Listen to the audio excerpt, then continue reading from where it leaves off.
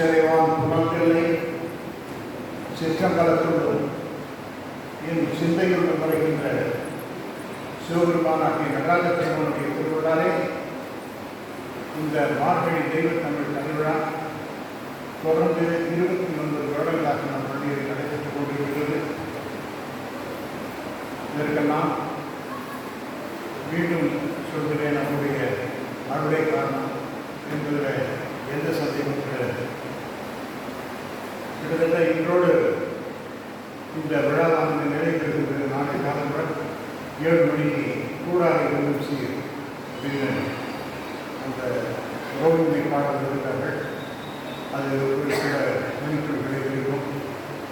ஆகவே அதோடு இந்த வருஷம் கிட்டத்தட்ட 12 நாள் உற்சவமாக இந்த விழாவானது நடைபெற்றுக் கொண்டிருக்கிறது. இன்று இந்த விழாவிலே இன்றைய தினம் திருமதி ஸ்ரீ வைஷ்ணவி சந்திரசேகர பாரதி அவர்கள் பேச இருக்கின்றார்கள். அவர்கள் என்ன பேச போகிறாங்கன்னா, திருவாசகத்தை பற்றி பேச போகிறாங்க. தலைப்பு ஊரினை உருக்கும் திருவாசகம். ஊரினை உருக்கும் அப்படின்னா பால் நினைந்து ஊட்டும் தாயினும் சாலப்பறிந்து பாலியனுடைய ஊரினை உருக்கி உள்ளொளி பெருக்கி என்று அந்த மணிவாசகர் பாடுவார். இதுக்கு இன்னொரு பேர் என்ன, அழுகை தமிழ் அப்படின்னு பேர். திருவாசகத்துக்கு பேர் அழுகை தமிழ். ஏனென்றால் அதை பாடக்கூடியவர்களுக்கு படிக்கக்கூடியவர்களுக்கு கண்ணீர் தான் வரும். யானே போய் என் நெஞ்சும் போய் என் நண்பும் போய் ஆனார் வினையேன் அழுதால் உழைத்தரலாமே அப்படிங்கிற மாதிரிலாம் இந்த திருவாசகத்தில் இருக்கின்றது. இந்த விஷயங்கள்லாம் உங்களுக்கெல்லாம் சேர்க்கணும். குழந்தைகளுக்கெல்லாம் கொஞ்சம் கொஞ்சமாக இப்போ நம்ம சொல்லிகிட்டே இருக்கோம். இது எவ்வளோ தூரம் உங்களுக்கெல்லாம் போய் சேர்கின்றது என்பது காலம் தான் பதில் சொல்லணும். இருந்தாலும் நல்ல விஷயங்களை தொடர்ந்து செய்து கொண்டே இருக்க வேண்டும். அந்த வகையிலே நாம் தொடர்ந்து இந்த பணியில் ஈடுபட்டுக் கொண்டிருக்கின்றோம். திருமதி ஸ்ரீ வைஷ்ணவி சந்திரசேகர பாரதி அவர்களை மனமுவர்ந்து வருக வருகை என்று வர மிக மகிழ்ச்சி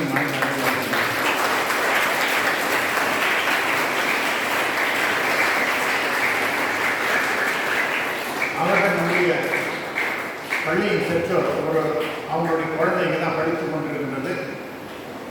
நான் இவங்களை முதல் முறையாக இப்பொழுது தான் பார்க்கின்றேன்.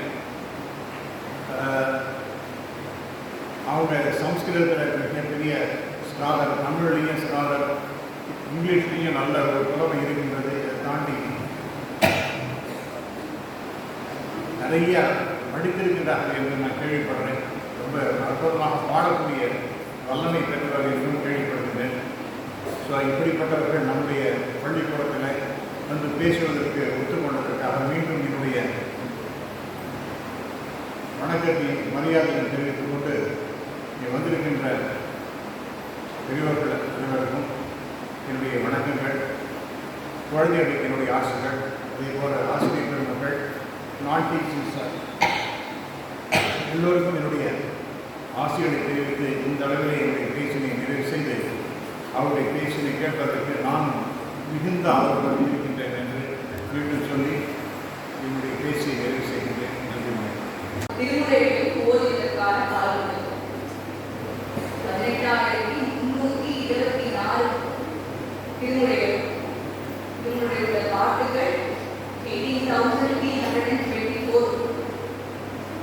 இந்த மொத்த பாட்டையும் பாடுறதுக்கான பலன் என்னவோ அது திருவம்பாவை உன்னவாழ்னாலே கிடைக்கும். அவ்வளவு பிரீதி நம்ம கணேசன் திருவம்பாவை முடிச்சு திருச்சிற்றம்பல கோயில் ஒரு 400 பாட்டு பாடுறாங்க. இது 658. அது 400 கோயில் மொத்தமா 1058 பாட்டு பாடிக்கிறார். அந்த ரொம்ப சந்தோஷம் அடைஞ்சு கிளம்புறார். அடுத்த நாள் சிதம்பரம் நடராஜா கோயில தில்லைவாழ் அணிந்தர்கள் நடக்கிறா. திறந்து பார்த்தா உள்ள கட்டுக்கட்டா 7 எல்லாரும் எழுந்து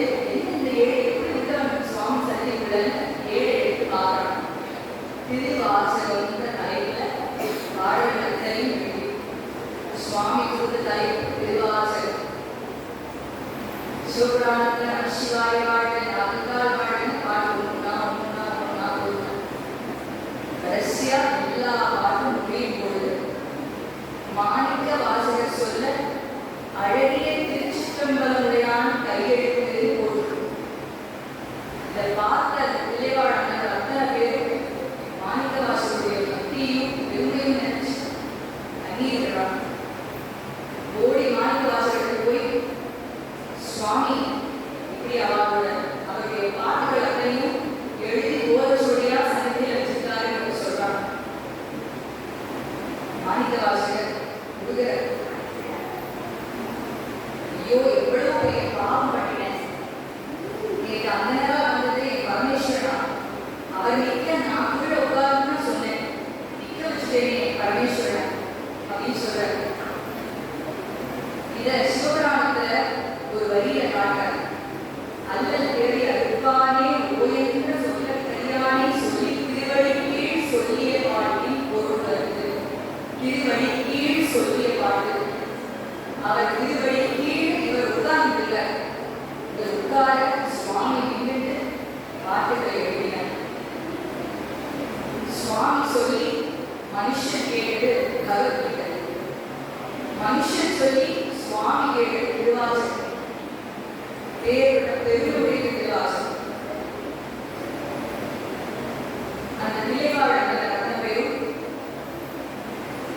மாணிக்க வாசகர்கிட்ட கேட்கிறார், இந்த திருவாசகத்துக்கு பொருள் சொல்லுவோம் சுவாமி, பொருள் சொல்லுவோம். நடராஜாவே எழுதியிருக்கார் அப்படின்னா எப்பேற்பட்ட உன்னதமான கிரந்தம், இதுக்கு பொருள் சொல்லுவோம்னு சொல்லும் பொழுது இதோ இங்கே இருக்கிற பரமேஸ்வரன் நடராஜரே தான் அதுக்கு பொருள்னு சொல்லி நடராஜரோடு போய் உணர்வு நடந்திருக்கிறார். திருவாசகம் மகோன்னதமான திருவாசகம். இதெல்லாம் சொல்லிட்டே இருந்தால் ஒரு பெருமையும் மகத்துவம்.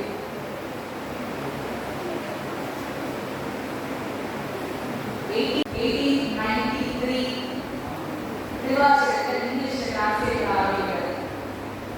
1897 90% of the work got completed. Thiruvasagam 90% complete ஆயிடுச்சு. ப்ரீ பப்ளிகேஷன் பிரைஸா அன்னைக்கு திருவாசகத்துக்கு 10 ரூபாய் வச்சார். நம்ம தமிழ்நாட்டிலிருந்து அண்ணாமலை செட்டியார் என்ற பெரிய மகான், அவர் அந்த நாளில் 500 காப்பிக்கு 5000 ரூபாய் லண்டன் அனுப்பிச்சு வச்சார். 500 பேருக்கு திருவாசக புத்தகத்தை கொடுத்தார் அண்ணாமலை செட்டியார். 1900s அஃபீஷியலா அச்சிடப்பட்ட முதல் திருமுறை திருவாசகம். 12 திருமுறையில முதல்ல அச்சிடப்பட்டு வெளிவந்த திருமுறை திருவாசகம். அதை அச்சிட்டவர் ஜி.யு. போப்.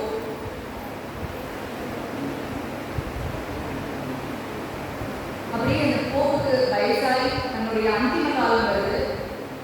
அப்போ அவர் சொல்றார்,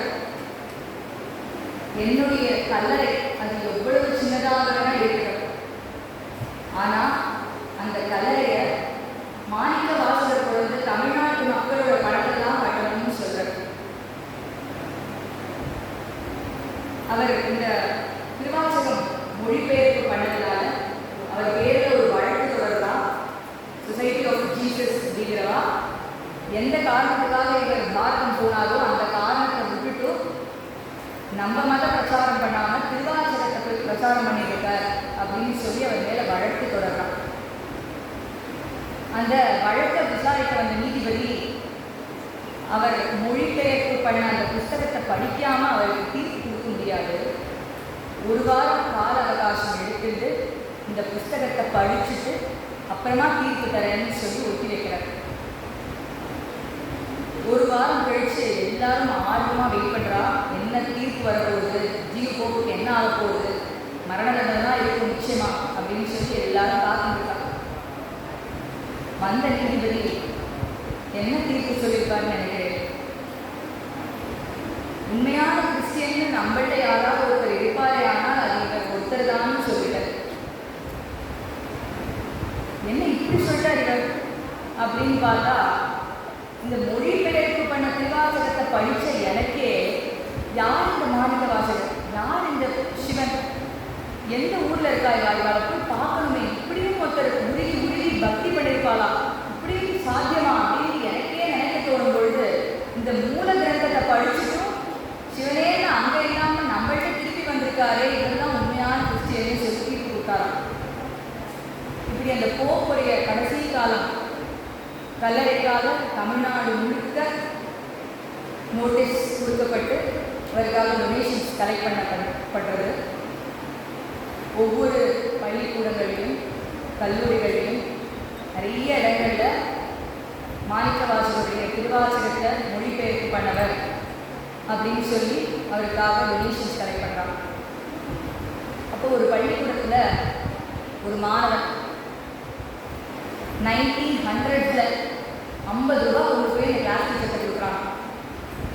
அதை பார்த்து வியந்து போன அந்த கிளாஸ் டீச்சர், என்னப்பா நீ இவ்வளோ பணம் கொண்டு தர, என்னோட சம்பளமே 30 ரூபா தான்ப்பா, நீ 50 ரூபா கொண்டு தர, எப்படிப்பா உங்ககிட்ட இவ்வளோ பைசா அப்படின்னு கேட்டபோது அந்த குழந்தை சொல்லிட்டான், ஐயா சின்ன வயசுலேருந்து எங்கள் அப்பா அம்மா மாமா எல்லாரும் பண்டிகைக்கு பிறந்த நாளுக்குன்னு கொஞ்சம் கொஞ்சமாக கொடுக்குற பைசாவை சேர்த்து சேர்த்து சேர்த்து வச்சுருந்தேன். பரமேஸ்வரனை நம்மளுக்கெல்லாம் பக்தி பண்ணுறதுக்கான வழியை காமிச்ச திருவாசகத்தை மொழிபெயர்ப்பு செஞ்சு உலகம் ஃபுல்லாக பிரசித்தியாக்கின அந்த கோப்பினுடைய கல்லறையை கட்டுவதற்கு என்னால் முடிஞ்சிருந்த 50 ரூபா தான் ஐயா, முடிஞ்சிருந்தா இதுக்கு மேலே கொடுத்துருப்பேன், என்கிட்ட இருந்தது 50 ரூபா தான்னு சொன்னாராம். இது வரலாற்றில் நடந்த ஒரு சம்பவம். அந்த பையன் வேறு யாரும் இல்லை, திருவிக்கா அப்படின்னு நம்மலாம் சொல்கிற திருவி கல்யாண சுந்தர முதலியார் அவர்கள். பின்னால் திருவாசகத்துக்கு நிறைய பண்ணியிருக்காரு. இப்படி 1 இல்லை 2 இல்லை, திருவாசகத்துடைய பெருமை எத்தனையோ. நம்ம இந்த கதைகளெல்லாம் கேட்ட கதைகளெல்லாம் புராணங்களில் சரித்திரங்கள்லாம் கேட்டு ரசித்த மாணிக்க வாசகரோ அப்பரோ சுந்தரரோ ஆண்டாளோ காரைக்கால் அம்மையாரோ கதைகளில் மட்டும் வாழ்ந்து மறைஞ்சவா இல்லை. மூளை உருக்கி உள்ளம் கசிந்து உண்மையான பக்தி செலுத்தினா நீங்கள் எல்லாரும் நாளைக்கு மாணிக்க வாசகராவோ அப்பராவோ ஆண்டாளாவோ காரைக்கால் அம்மையாராவோ நிச்சயம் வரலாம். இவெல்லாம் ஒரு சரித்திரத்தில் வந்த கதாபாத்திரங்கள் இல்லை, உண்மையாக வாழ்ந்து பக்தி செலுத்தி சுவாமி அடைந்தவா. இந்த லோகம் இப்பெல்லாம் ரொம்ப மாடர்ன் சிவிலைசேஷனை நோக்கி நாளுக்கு நாள் நடந்துட்டே வருது. இப்படி இருந்தாலும் இன்னும் நடேச வித்யாசாலாவை சில பள்ளிகள் கல்லூரிகளில் இன்னும் அபாவா மாணவர்களுக்கு நம்மளுடைய ஸ்வதர்மம் நம்மளுடைய தமிழ் கலாச்சாரத்தை பக்தியையும் ஊட்டி வளர்க்கிறார். இதை கொண்டு போய் அடுத்த தலைமுறையில் சேர்க்கிற தன்னுடைய தலையாய கடமையாக பண்ணுறாங்க. பேர்பட்ட ஒரு நல்ல பள்ளியில் படிக்க நீங்கள்லாம் ரொம்ப பெருமைப்படணும். எவ்வளவு தூரம் உயர்வாக போனாலும் இந்த பள்ளியை என்றைக்கும் நீங்கள் மறக்கக்கூடாது. நம்ம ஸ்வதர்மத்தையும் நம்ம கலாச்சாரத்தையும் நம்மளுடைய பழக்க வழக்கங்களையும் பின்பற்றதல்ல, நம்ம என்றைக்கும் கூச்சமோ அவமானமோ படவே கூடாது. இன்னொருத்தருடைய கலாச்சாரத்தையும் மொழியையும் பேசுறதுக்கு தான் நம்ம அவமானப்படணும், அசிங்கப்படணும், வெட்கப்படணும். நம்ம கலாச்சாரத்தை பின்பற்றதில்ல, நம்ம எதுக்கு அவமானப்படணும்? கலை நிமிர்ந்து நம்ம ஸ்வதர்மத்தை காப்பாற்றணும். இந்த மாதிரி பள்ளியிலேருந்து வரக்கூடிய குழந்தைகள் நல்ல டாக்டர், இன்ஜினியர், டீச்சர் மட்டும் இல்லாமல் இவாள்லாம் நாளைக்கு நம்ம பாரதத்துடைய உன்னதமான குடிமக்களாக இருக்க போகிறாங்க. ஏற்றம் இறக்கம் வாழ்க்கையில் எப்படி இருந்தாலும் என்னைக்கும் உங்களுடைய ஸ்வதர்மத்தை மட்டும் விட்டுறவே கூடாது. என்னைக்கும் பக்தி பண்ணுறதை விடவே கூடாது. இது இன்னைக்கு இல்லைனாலும் நீங்கள் பெருசானா என்னைக்காவது ஒரு நாள் உங்களை காப்பாற்றும். நல்ல நெறியில் என்றைக்குமே உங்களை வச்சிருக்கும். எல்லாரும் பரமேஸ்வரனுடைய அனுகிரகத்துக்கு பாத்திரமாக அவர் கிருபையை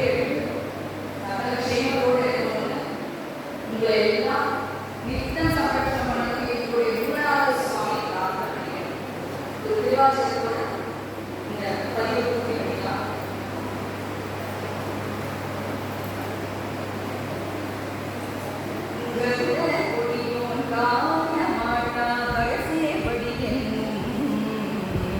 பொருளை தந்தில் என்னையாண்ட கொல்லாமடியே போ, இருளை துரத்திட்டு இங்கே வா என்றங்கே போகும், அருளை பெறுவான் ஆசைப்பட்டேன் கண்டாய் அம்மானே, அருளை பெறுவான் ஆசைப்பட்டேன் கண்டாய் அம்மானே, அருளை பெறுவான் ஆசைப்பட்டேன் கண்டாய் அம்மானே, மொய்பால் நரம்பு கையாக மூளை என்பு தோல் போட்ட குப்பாயம்புக்கு இருக்கதில்லை பூமி கொள்ளாய் போவே போ, எப்பாலகும் அப்பாலாம் என்னாரமுதே போ, அப்பா காண ஆசைப்பட்டேன் கண்டாய் அம்மானே, அப்பா காண ஆசைப்பட்டேன் கண்டாய் அம்மானே, அப்பா காண ஆசைப்பட்டேன் கண்டாய் அம்மானே, பாரோர் விண்ணோர் பரவி ஏற்றும் பரனே பரஞ்சோதி, வாராய் வாரா உலகந்துகந்து வந்தாட் கொள்வானே, பேராயிரமும் பரவி திரிந்தென் பெருமானேற்ற, ஆராங்கே ஆசைப்பட்டேன் கண்டாய் அம்மானே, ஆராமுதே ஆசைப்பட்டேன் கண்டாய் அம்மானே, ஆராமுதே ஆசைப்பட்டேன் கண்டாய் அம்மானே, எய்தேன் நாயே இங்கு இருக்ககில்லேன் இவ்வாழ்ச்சி, வைத்தாய் வாங்காய் வானோரறியா மலசே வடியானே, முத்தா உந்தன் முகமொழி நோக்கி முருகனை காண, அத்தா சால ஆசைப்பட்டேன் கண்டாய் அம்மானே, அத்தா சால ஆசைப்பட்டேன் கண்டாய் அம்மானே, அத்தா சால ஆசைப்பட்டேன் கண்டாய் அம்மானே, வெஞ்சேலனைய கண்டார்த்தம் வெகுளி வலையில் அகப்பட்டு, நெஞ்சேன் நாயே ஞான சுடரே நானோ துணை காணேன், கஞ்சேன் அடியாள் வாக தொழுவா பவளத் திருமாலால், அஞ்சேன் என்ன ஆசைப்பட்டேன் கண்டாய் அம்மா